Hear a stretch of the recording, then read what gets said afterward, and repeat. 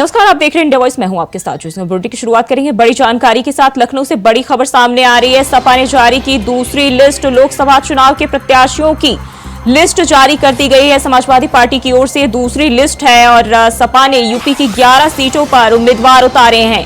तो ये बड़ी जानकारी सामने आ रही है। गाजीपुर से अफजाल अंसारी को दिया टिकट, मुजफ्फरनगर से हरेंद्र मलिक को बनाया प्रत्याशी और इसी के साथ गोंडा से श्रेया वर्मा को दिया गया है टिकट। तो ये बड़ी जानकारी सामने आ रही है। आंवला से नीरज मौर्य को बनाया प्रत्याशी, शाहजहांपुर से राजेश कश्यप को मौका मिला, तो वहीं हरदोई से उषा वर्मा को पार्टी की ओर से टिकट दिया गया है। मिश्रिक से रामपाल राजवंशी को बनाया गया उम्मीदवार। मोहनलालगंज से आरके चौधरी को टिकट मिला। प्रतापगढ़ से एसपी सिंह पटेल को मौका मिला है। तो ये बड़ी जानकारी सामने आ रही है। समाजवादी पार्टी की ओर से दूसरी लिस्ट भी जारी कर दी गई है। और बहराइच से बात कर ले तो रमेश गौतम को टिकट मिला। चंदौली से वीरेंद्र सिंह प्रत्याशी बनाए गए हैं। तो हरदोई से उषा वर्मा को टिकट मिला है और चंदौली से वीरेंद्र सिंह प्रत्याशी बनाए गए। इसके साथ ही बहराइच से रमेश गौतम को और प्रतापगढ़ से एसपी सिंह पटेल को मौका मिला है और मोहनलालगंज से आरके चौधरी को टिकट समाजवादी पार्टी की ओर से दिया गया है।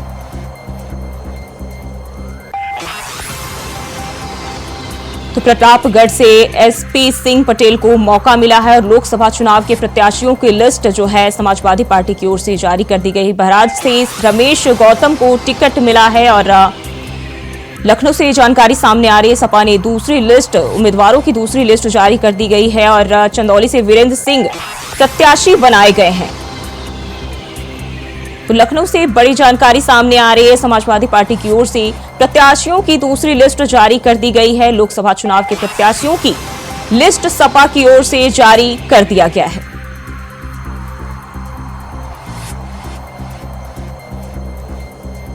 तो गाजीपुर से अफजाल अंसारी को मौका मिला है और लोकसभा चुनाव के लिए सपा की ओर से जो है लिस्ट जारी किए गए हैं। मुजफ्फरनगर से हरेंद्र मलिक, गोंडा से श्रेया वर्मा को पार्टी ने मौका दिया है और आंवला से नीरज मौर्य उम्मीदवार बनाए गए हैं सपा की ओर से। शाहजहांपुर की बात करें तो राजेश कश्यप का नाम जो है इस लिस्ट में शामिल किया गया है। हरदोई से उषा वर्मा उम्मीदवार होंगी और इसी के साथ मिश्रिक से रामपाल राजवंशी को जो टिकट है सपा की ओर से दिया गया है।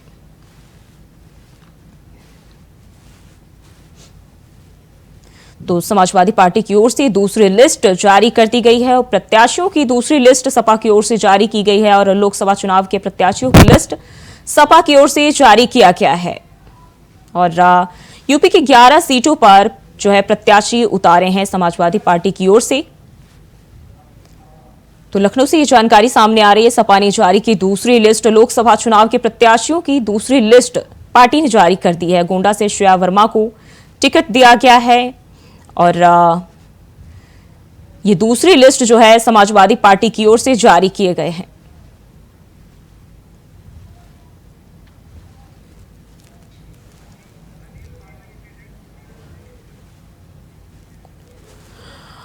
और इसी खबर पर ज्यादा जानकारी के साथ लखनऊ से स्टेट कोऑर्डिनेटर अनिल पाठक हमारे साथ जुड़ गए। अनिल जी, जो अभी सपा की ओर से जो है दूसरी लिस्ट, उम्मीदवारों की दूसरी लिस्ट जारी कर दी गई है, क्या ताजा जानकारी है?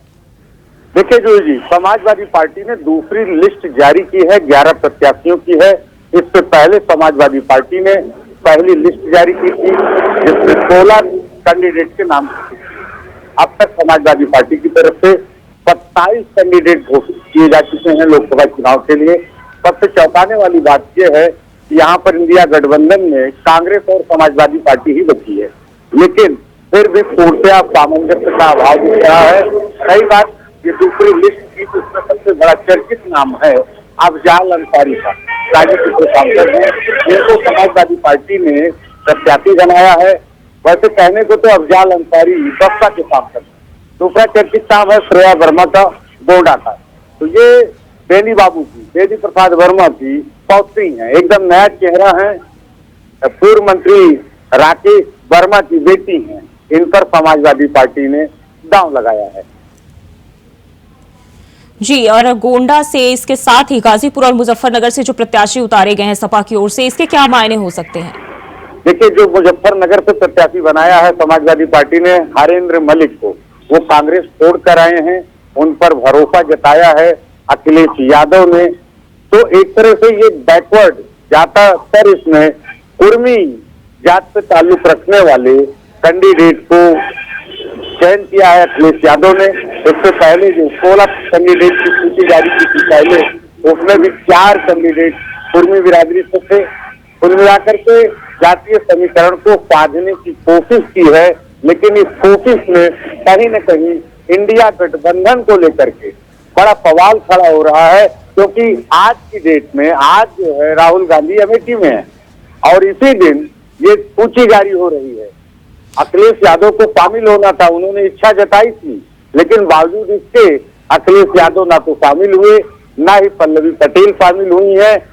इसके बावजूद समाजवादी पार्टी की तरफ से दूसरी सूची जारी कर दी गई है। जी, अगर हम बात करें कांग्रेस पार्टी की, तो क्या इस लिस्ट के जारी होने के बाद कांग्रेस की तरफ से इसको लेकर कोई प्रतिक्रिया देखने को मिल रही है? देखिए, कांग्रेस की तरफ से अभी तक तो सीधे तौर पर कोई प्रतिक्रिया नहीं आई है, लेकिन ये अंदर खाने में चर्चा चल रही है कि कांग्रेस भी इस चीज की काट तलाश रही है। अखिलेश यादव का विकल्प क्या हो सकता है सियासत में, इसकी तलाश की जा रही है। कांग्रेस भी समाजवादी पार्टी के हर कदम पर बात कर रही है। ऐसी स्थिति बन गई है कि कदम ताल हो नहीं पा रहा है एक साथ समाजवादी पार्टी और कांग्रेस का। जी अनिल जी, अभी जो लिस्ट जारी किए गए हैं, पहले 16 लिस्ट जारी किए गए और अब जो है 11 नाम जो है इसमें सामने आए, क्या लगता है कांग्रेस और सपा के बीच इसको लेकर समन्वय बन पाएगा? देखिए, जो पहली सीट थी, पहली सूची जारी थी जूही जी, उसमें 2 सीटों को लेकर के कांग्रेस और समाजवादी पार्टी में अनबन हुई थी। एक सीट थी खीरी लोकसभा क्षेत्र की और दूसरी सीट थी फर्रुखाबाद। फर्रुखाबाद सीट पर भी समाजवादी पार्टी ने प्रत्याशी घोषित कर दिया था और खीरी पर भी कांग्रेस का दावा था कि खीरी से रवि वर्मा जो सपा छोड़कर आए हैं उनको कांग्रेस प्रत्याशी बनाना चाहती है।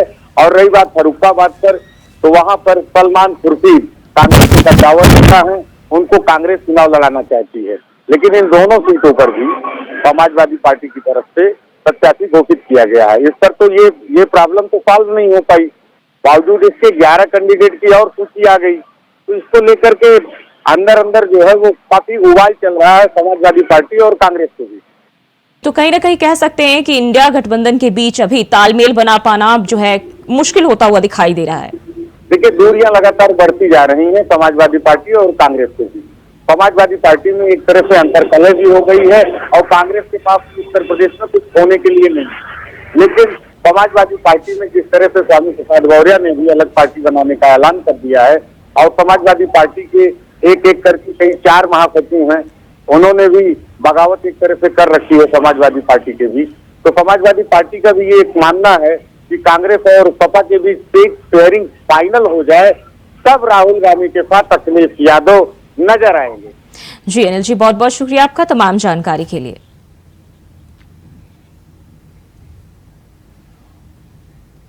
और चंडीगढ़ से बड़ी खबर सामने आ रही है। चंडीगढ़ मेयर चुनाव पर सुप्रीम कोर्ट में सुनवाई। मेयर चुनाव पर सुप्रीम कोर्ट में सुनवाई जारी। सीजेआई ने निगम पार्षदों की हॉर्स ट्रेनिंग पर चिंता जताई है, तो ये बड़ी जानकारी सामने आई है। और सीजेआई ने चुनाव वाले बैलेट पेपर मंगवा लिए हैं।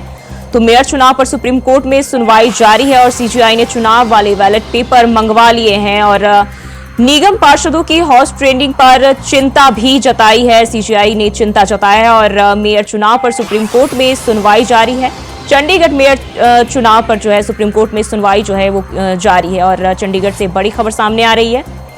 सुप्रीम कोर्ट में मेयर चुनाव को लेकर जो है लगातार सुनवाई अभी जारी है और चंडीगढ़ से बड़ी खबर सामने आ रही है। और आपको बता दें कि मेयर चुनाव पर सुप्रीम कोर्ट में सुनवाई लगातार जारी है। सीजेआई ने निगम पार्षदों की हॉर्स ट्रेडिंग पर चिंता जताई है और चुनाव से पहले बैलेट पेपर मंगवा लिए हैं।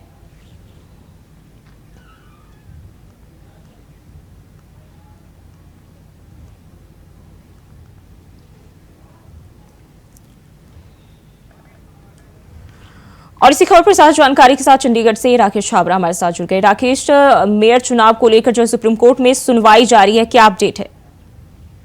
जी बिल्कुल, आपको बता दें कि जैसे कि पिछले समय से जो है हाई कोर्ट में जो है माननीय अदालत में एक केस चला था जिसको लेकर जो धांधली हुई थी उसको लेकर आज जो प्रोसीडिंग ऑफिसर अपना कोर्ट में पहुंचे थे। तो दूसरी तरफ अगर देखें तो आम आदमी पार्टी और कांग्रेस के अलायंस के 3 मेन जो काउंसलर है वो भारतीय जनता पार्टी में ज्वाइन हो चुके हैं और जो दिल्ली में जाके उन्होंने सरोपा डाला गया है, तो उसको लेकर कहीं ना कहीं देखा जाए तो पहले जो 14 टिकटें थी वो अभी 17 हो चुकी है। तो कहीं ना कहीं अगर देखें तो जो आंकड़ा है वो बराबर के आसपास पहुंच रहा है। तो दूसरी तरफ अगर देखें तो ये फैसला भी कोर्ट के पास है कि अभी क्या निकल के आता है, किसके हक में निकल के आता है। क्योंकि इससे पहले जो आसार जताए जा रहे थे, ये जताए जा रहे थे कि आप अलायंस से जीतेगी क्योंकि इनका मेयर बनेगा, लेकिन अभी ये 3 काउंसलर के वहां शिफ्ट होने से कहीं ना कहीं ये संभावना जरूर देखी जा रही है। यही आंका जा रहा है कि आने वाले समय में हो सकता है कि जो मेयर है वो भारतीय जनता पार्टी का हो सकता है। जी, तो कह सकते हैं कि मेयर चुनाव का जो पूरा नंबर गेम है वो बदलता हुआ दिखाई दे रहा है। जी बिल्कुल, आपको बता दें कि जैसे कि पिछले दिनों से जो अलायंस के जो मेन आत्मा जिनकी तरफ से ये शिकायत दर्ज करवाई गई थी, उनकी तरफ से यही बयान आया है। उन्होंने मीडिया से यही कहा है कि ये जो 3 काउंसलर गए हैं कहीं ना कहीं अंतर्घाती उनको टॉर्चर किया गया है, ब्लैकमेल किया गया है, कुछ ना कुछ उनके साथ हुआ है, तभी इतनी जल्दी वो 3 काउंसलर रातों रात जो है भारतीय जनता पार्टी में शिफ्ट हो गए। क्योंकि उनको पता था कि आज उनकी तारीख और तारीख से एक दिन पहले ही उनकी ट्रांसफर होना और पार्टी चेंज करना कहीं ना कहीं सवाल खड़े करता है। लेकिन अगर दूसरी तरफ देखें तो उन तीनों का पार्टी में जाना और अभी 14 से 17 सीटें होना, तो कहीं ना कहीं देखा जा सकता है कि भारतीय जनता पार्टी को बहुत बड़ा बहुमत मिला है। जी, तो जैसा कि हमने देखा है कि पहले से भी 3 जो आपके विधायक बीजेपी में शामिल हो गए और अब जो है बीजेपी के लिए रास्ता काफी आसान होता हुआ दिखा रही, क्योंकि पूर्ण बहुमत जो है बीजेपी के पास है। जी बिल्कुल, जैसे कि अगर देखा जाए अभी जैसे उनके ऊपर जो एलिगेशन लग रहे थे कि 14 उनकी सीटें थी, 14 वोटें थी, उनको लेकर जो है कहीं ना कहीं बीजेपी भारतीय जनता पार्टी के ऊपर जो दोष लगाए जा रहे, तो कहीं ना कहीं अगर ये 3 चीजें गिनती में आती हैं तो ये साबित हो जाती हैं कि भारतीय जनता पार्टी बिल्कुल सही है, उन्होंने अपने पक्ष में बिल्कुल सही किया है। लेकिन आने वाली तस्वीरें भी आप बताएंगी कि ये तीनों काउंसलर किसी दबाव में गए हैं या अपनी मर्जी से गए हैं, ये इसके ऊपर अभी सस्पेंस बना हुआ है। और जी राकेश, अगर हम बात कर ले कांग्रेस और आम आदमी पार्टी की, तो इन दोनों दलों की ओर से जो है अपनी याचिका में क्या मांग की गई है?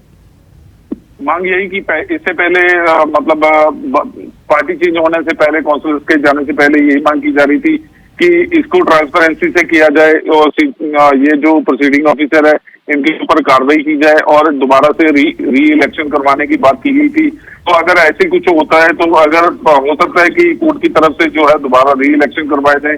लेकिन अगर काउंसिलर अपना बयान देते हैं, अपनी मर्जी से जाते, तो कहीं ना कहीं ये जो बहुमत है भारतीय जनता पार्टी को जाएगा और हो सकता है कि भारतीय जनता पार्टी की तरफ से जो उनके ऊपर जो कुछ दोष लगे हैं वो खत्म हो जाए। तो कहीं ना कहीं अभी आने वाली तस्वीरें बताएंगी कि कोर्ट का और आगे काउंसिलर्स का फैसला क्या निकल के आता है। जी, तो अब अगली सुनवाई जो है वो कब तक हो सकती है राकेश? इस समय अभी माननीय कोर्ट की तरफ से कोई भी क्लियर नहीं किया गया, अभी प्रोसीडिंग चल रही है। इसको लेकर जैसे ही अभी वकील और जो प्रोसीडिंग ऑफिसर है जिनके ऊपर दोष लगे हैं, तो जैसे ही वो मीडिया को बयान देते हैं तो दर्शकों के साथ साझा किया जाएगा। जी, अब बीजेपी की ओर से क्या इसको लेकर कोई प्रतिक्रिया देखने को मिली है? जी, अभी उनकी तरफ से कोई भी प्रतिक्रिया नहीं दी गई, क्योंकि कल रात को जो है उनको जो काउंसिलर्स को सरोपा डाल के पार्टी ज्वाइन की गई है। तो दूसरी तरफ जाने से आम आदमी पार्टी और अलायंस पार्टी कांग्रेस दोनों को झटका लगा है। तो कहीं ना कहीं देखा जाए तो भारतीय जनता पार्टी को काफी अच्छा समर्थन मिला है और अभी आम आदमी पार्टी से काफी और भी काउंसिलर्स हैं, काफी जिलों से भी ज्वाइन कर रहे हैं। तो इस देखा जा सकता है कि इलेक्शन से पहले, लोकसभा से पहले ही जो भारतीय जनता पार्टी को भारी समर्थन मिलना शुरू हो गया। जी, तो कह सकते हैं राकेश की कहीं ना कहीं जो इंडिया अलायंस को लगातार एक के बाद एक झटके जो है मिलते हुए दिखाई दे रहे हैं। जी बिल्कुल, अभी जैसे आज फैसला आता है, फैसला आने के बाद राजनीति जरूर गरमाएगी, क्योंकि अगर देखा जाए तो अभी जैसे कि सीजीआई के ऊपर जो फैसला खड़ा हुआ था, कहीं ना कहीं जो अलायंस पार्टी है, ऑपोजिशन की तरफ से जो बातें की जा रही थी भारतीय जनता पार्टी के खिलाफ, तो कहीं ना कहीं देखा जाए तो अभी सीजीआई के फैसला आने के बाद पता लगेगा कि असली क्या है और राजनीति क्या गरमाती है, ऑपोजिशन क्या कहती है, भारतीय जनता पार्टी क्या होती है। इसके लिए थोड़ा इंतजार करना होगा। जी, बहुत बहुत शुक्रिया आपका तमाम जानकारी के लिए।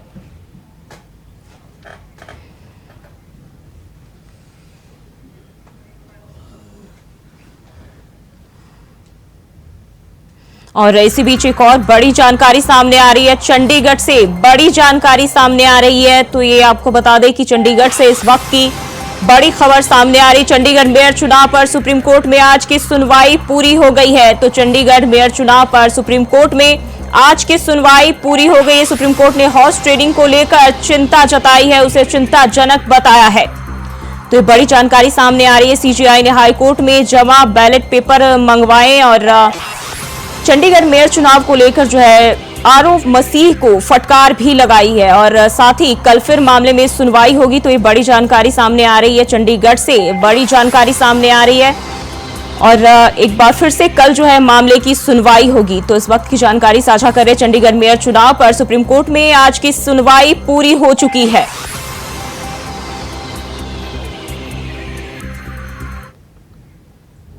और बढ़ते हैं आगे, प्रधानमंत्री नरेंद्र मोदी ने संभल स्थित कल्की धाम मंदिर का शिलान्यास किया। इस शिलान्यास का कई दिनों से इंतजार किया जा रहा था। यह मंदिर संभल के एंकरा कंबोह इलाके में बनने जा रहा था। अयोध्या के राम मंदिर के बाद इस मंदिर के शिलान्यास की चर्चा थी। बता दें कि पूर्व कांग्रेस नेता आचार्य प्रमोद कृष्णम श्री कल्की धाम निर्माण ट्रस्ट के अध्यक्ष भी हैं।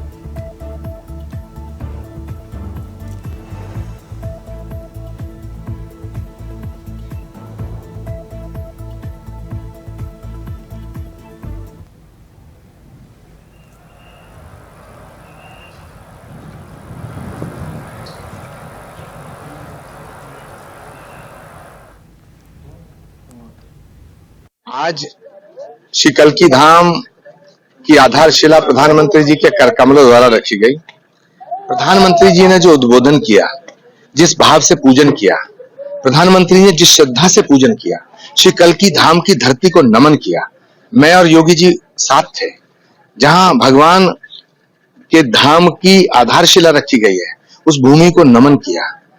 मैं ऐसा मानता हूं कि ना अतीत में और ना आप भविष्य में नरेंद्र मोदी जैसा प्रधानमंत्री नहीं हो सकता।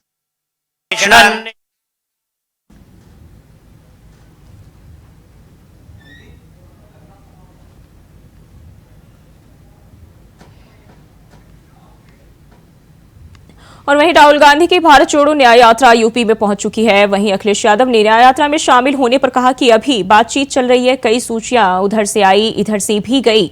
जिस समय सीटों का बंटवारा हो जाएगा उस समय समाजवादी पार्टी भारत जोड़ो न्याय यात्रा में शामिल होगी। तो अखिलेश यादव की ओर से कहा गया है कि जब सीटों के इस बंटवारे पर सहमति बन जाती है, इसके बाद जो है समाजवादी पार्टी भारत जोड़ो न्याय यात्रा में शामिल होगी।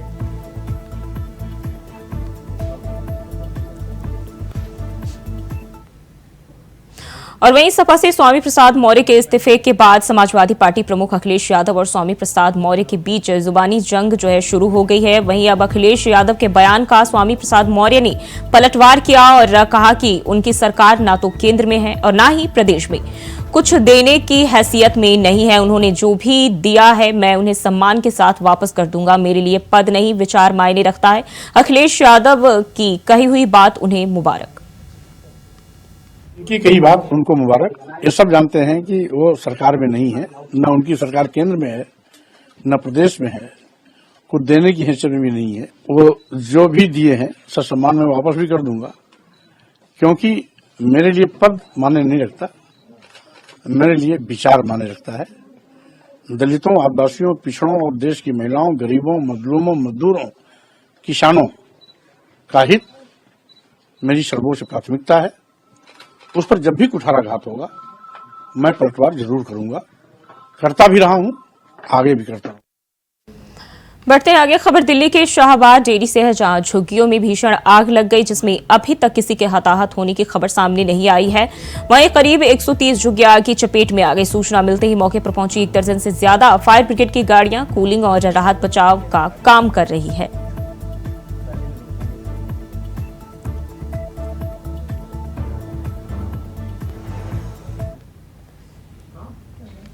खबर कन्नौज से है, जहां खाना बनाते समय चूल्हे से चिंगारी निकली, जिससे 4 घरों में आग लग गई। आग लगने से लोगों में हड़कंप मच गया। बता दें कि आग लगने से 2 महिलाएं गंभीर रूप से घायल भी हो गई। सूचना मिलते ही मौके पर पहुंची पुलिस और फायर ब्रिगेड की टीम ने ग्रामीणों की मदद से आग पर काबू पाया और दोनों महिलाओं को मेडिकल कॉलेज में भर्ती करा दिया। घटना इंदरगढ़ थाना क्षेत्र के चंदौआ गांव की बताई जा रही है।